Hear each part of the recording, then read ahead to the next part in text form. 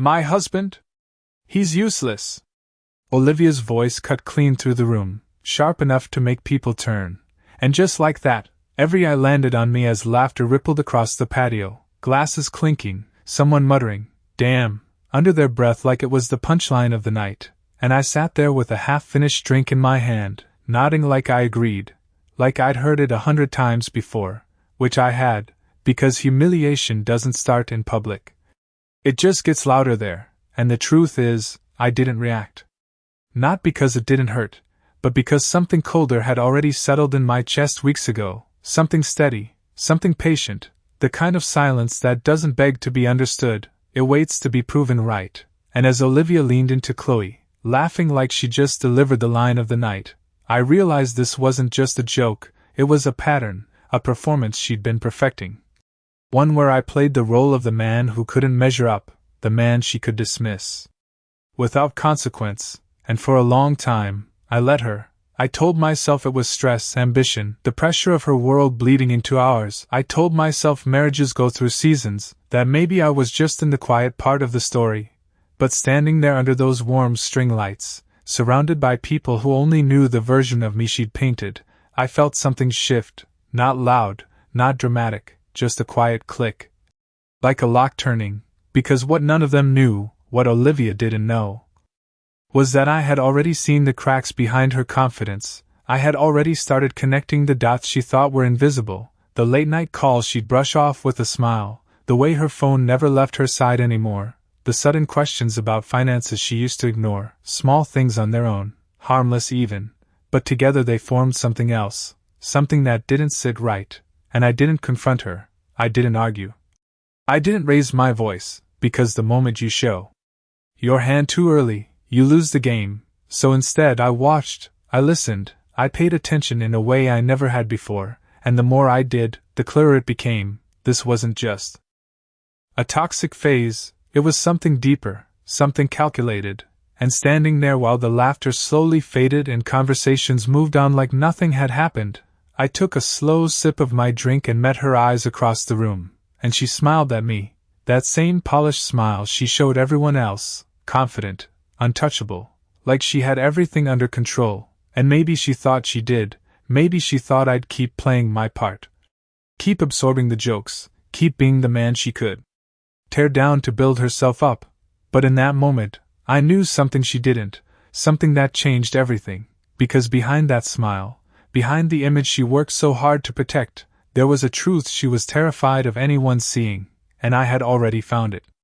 I stayed for another 30 minutes after that, long enough to make it look normal, long enough to let Olivia believe her words had landed exactly the way she intended, and when we finally got into the car, she did not apologize, she did not even acknowledge what she said, she just checked her phone, scrolling with that same calm detachment like nothing had happened, and that silence told me more than any argument ever could. Because people who care explain themselves, but people who believe they are right simply move on, and that was Olivia. She had already rewritten the story in her head where I deserved it, where I was the problem she had to tolerate, and I let the engine run for a second longer than necessary, staring through the windshield, replaying her voice in my mind, not the words themselves, but the certainty behind them, because that certainty does not come from nowhere. It comes from believing you have leverage, from believing you hold something the other person does not, and that was when everything started to line up, the late nights, the guarded phone, the sudden interest in accounts she used to ignore. It was never random, it was preparation, and once you see that, you cannot unsee it. So I stopped asking myself if something was wrong and started asking what exactly she thought she could get away with. And that shift changes everything, because you stop reacting and you start observing, you stop feeling confused and you start noticing patterns, and over the next few days, I paid attention to the smallest details, the way she angled her screen away from me, the way certain calls never came through when I was in the room, the way her tone changed when she thought I was not listening, and piece by piece, the image she had built began to crack, not loudly, not dramatically, but enough for the truth underneath to show, and the more I saw, the calmer I became, because anger is loud, but certainty is quiet, and by the time I finally sat down alone one night with everything in front of me, I was not guessing anymore. I was looking at something real, something she never expected me to find, and in that moment, I understood exactly why she had been so comfortable tearing me down in public, because she believed I would never see what she was hiding, and that belief was about to cost her everything. I did not slam the laptop shut when I saw it, I did not curse, I did not even move for a solid minute. I just sat there at the kitchen table with the soft hum of the refrigerator behind me, staring at the screen like it might change if I gave it enough time, but it did not, because numbers do not lie and patterns do not invent themselves, and what I was looking at was not a mistake, it was a system, a quiet, deliberate system Olivia had built without me noticing, small transfers spaced out over months, accounts I did not recognize, names tied to things she had never once mentioned. And suddenly all those questions she started asking made sense. They were not curiosity, they were calculations, and the more I followed the trail, the clearer the picture became. She was not just planning for independence, she was positioning herself, preparing for a version of the future where I was already out of the frame. And that realization did not hit me like anger, it landed like clarity, cold and sharp, because betrayal is not always about a single moment. Sometimes it is about a series of quiet decisions made behind your back, and once you see those decisions lined up, you understand the truth they were building toward. I leaned back in the chair and exhaled. Slowly, not because I was overwhelmed, but because everything finally made sense, the confidence in her voice, the way she spoke about me like I was already irrelevant. She believed she had secured her exit, she believed she had protected herself, and more importantly, she believed I would never catch on until it was too late, and that belief was her biggest mistake, because what she feared was not confrontation. It was exposure, it was losing control of the story she had carefully constructed. And as I scrolled further, I found the one detail that confirmed it beyond any doubt, a document, clean, organized, time-stamped, outlining exactly how she intended to move forward, what she expected to walk away with, what she assumed I would never question, and I felt something settle inside me right then, not rage, not panic, just a quiet certainty that the game had already shifted. Because once you understand what someone is hiding, you stop being the person they think you are, you stop playing defense, and that night, sitting alone in that quiet house, I made a decision that would change everything. I was not going to confront her in the kitchen or argue in the living room or give her the chance to twist the narrative in private. No, I was going to let her keep talking, keep performing, keep believing she was in control, because when the truth finally comes out, it is not the volume that matters, it is the timing. And I was going to choose mine carefully, because the one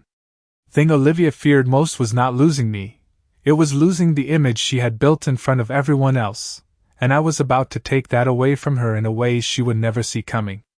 The next morning, everything felt the same on the surface. Coffee brewing at 6:15, sunlight cutting through the blinds, Olivia moving through the kitchen like she always did, calm, polished, untouchable, and if someone had walked in, they would have seen a normal couple starting a normal day, but what they would not see was the shift, the quiet distance that had settled between us, not from anger, but from awareness. Because once you know the truth, you stop participating the same way. And I played my part perfectly. I asked about her schedule, nodded at the right moments, even smiled when she made a passing comment about an upcoming dinner with friends, the same friends she laughed with the other night, and that detail mattered more than anything, because she was not just comfortable humiliating me in private, she needed an audience, she needed validation, and that gave me exactly what I needed, a stage. I did not rush. I did not push, I simply agreed, told her it sounded like a good idea, and watched the faint flicker of surprise in her eyes before she covered it with that same confident smile, because in her mind, nothing had changed, she still believed she was in control, still believed I was a step behind, and that belief made her careless. Over the next few days, I kept everything steady, no confrontation, no tension, just quiet observation and preparation, making copies of everything, securing what mattered,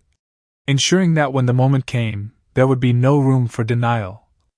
No space for her to twist the narrative, and the closer we got to that dinner, the calmer I became, not because I was forgiving anything, but because I knew exactly how this was going to play out. She thought she was walking into another night where I would sit quietly while she shaped the story, But what she did not realize was that this time, I was the one setting the scene, and when the moment came, when all eyes were on us again, she was not going to be the one controlling what people believed I was. The night of the dinner arrived without warning, or maybe it just felt that way because I had already been living inside it for days, every detail mapped out, every variable considered, and as we pulled into the restaurant parking lot, Olivia checked her reflection in the mirror, adjusting a strand of hair like she always did before stepping into a room she intended to control, and I watched her for a second, not with anger. Not even with disappointment, just with a kind of clarity that made everything feel distant. Because the person sitting next to me was not the woman I thought I married, she was someone who believed perception was everything, someone who believed that if she managed the narrative well enough, the truth would never matter, and that belief was about to be tested. The restaurant was already buzzing when we walked in, voices layered over soft music, glasses catching the warm light, and right on cue, Chloe waved us over to the table, smiling like nothing in the world could go wrong. Introductions blurred into small talk, jokes, the usual rhythm of people performing for each other. And I played along, calm, measured, letting the moment build the way it was supposed to, because timing is not about rushing, it is about knowing exactly when silence becomes attention, and attention becomes focus. And I could feel it shifting, slowly at first, then all at once, when Olivia leaned back in her chair, ready to speak, ready to take control of the room the way she always did. And for a brief second, everything aligned exactly like it had before, the same posture, the same confidence. The same expectation that whatever she said next would land without consequence. But this time was different, because this time, I was not waiting to react, I was waiting to respond, and as the conversation tilted toward me again, as the familiar setup began to take shape, I set my glass down gently on the table, not loud enough to interrupt, just enough to mark the moment. Because what came next was not going to be another joke, and deep down, whether she realized it or not, something in the room had already started to change. Olivia smiled, that same effortless, practiced smile, and leaned slightly forward like she was about to deliver another harmless joke, and I could see it happening again, the shift in attention, the way people subtly turned toward her, waiting, expecting, ready to laugh, because that is what she trained them to do, and for a split second, I let it play out, I let her have that moment of confidence. Because timing is not about interrupting, it is about letting someone step fully into the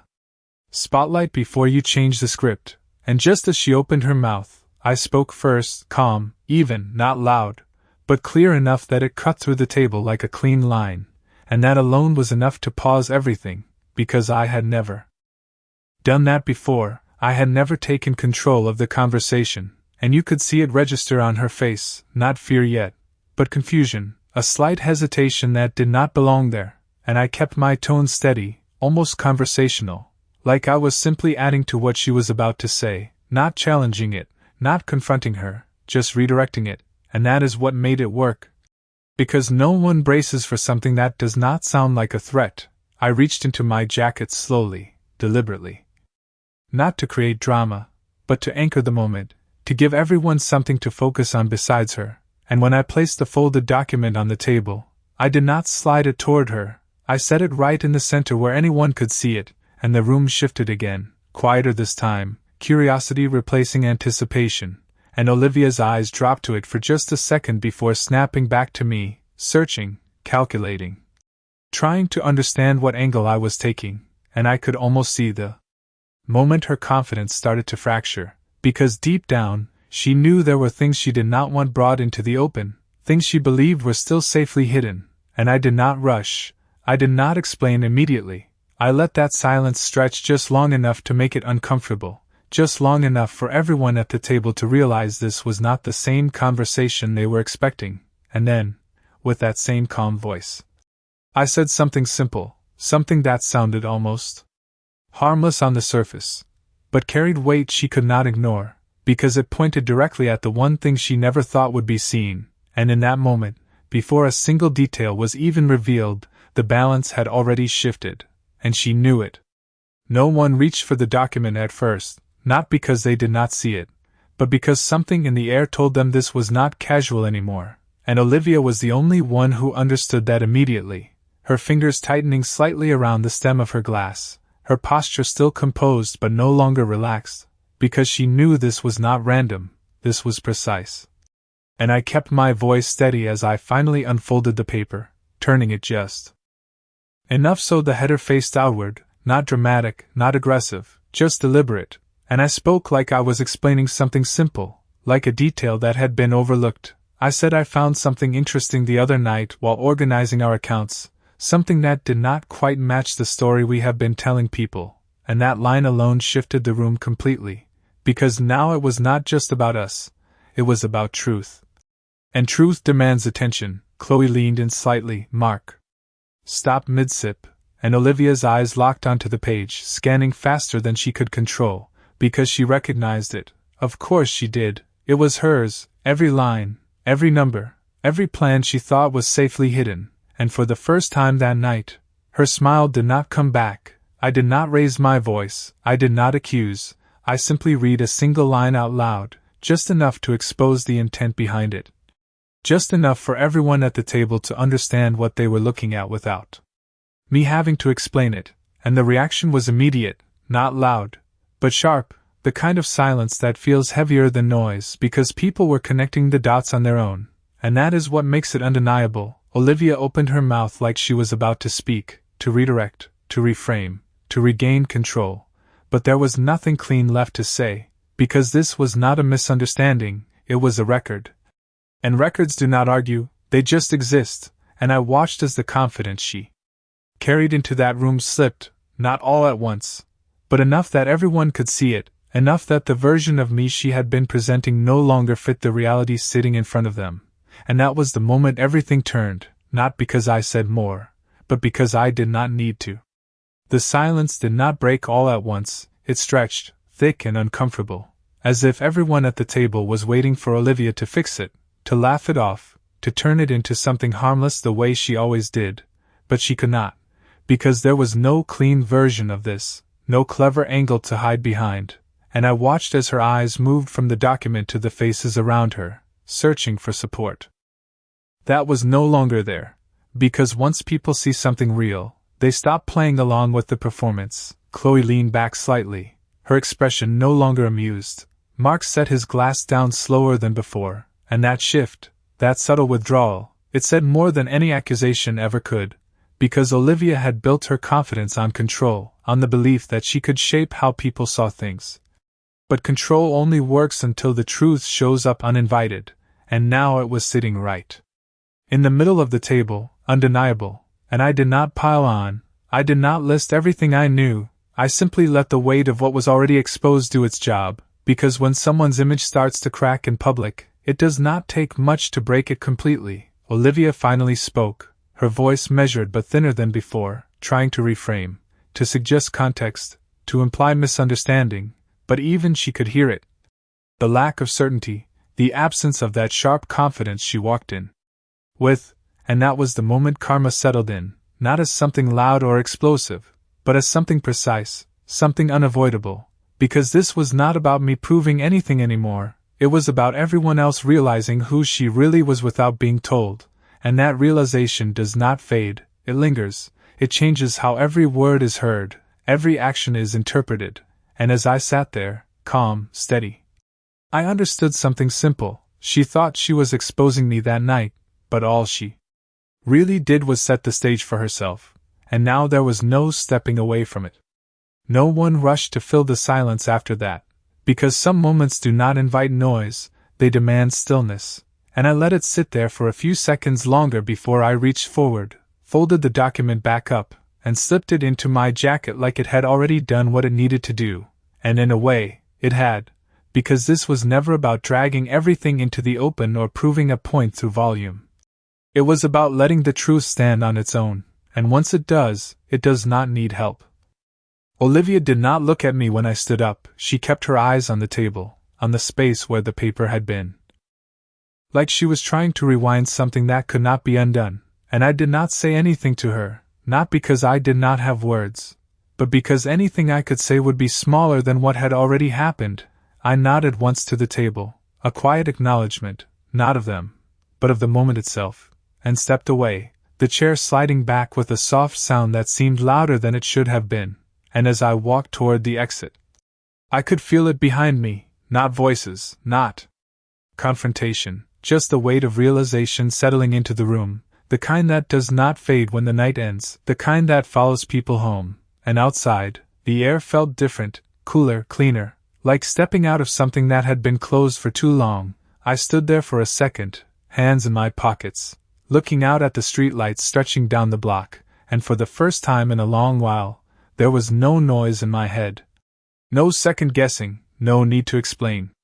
anything to anyone, because the version of me she had been presenting was gone, replaced by something real, something undeniable, and whatever happened after that night, whatever conversations followed, whatever explanations she tried to build, none of it would carry the same weight anymore, because once people see the truth for themselves, they do not forget it, and as I walked away, I understood something simple. I was never the one who was losing control, I was just the one who chose the right moment to take it back.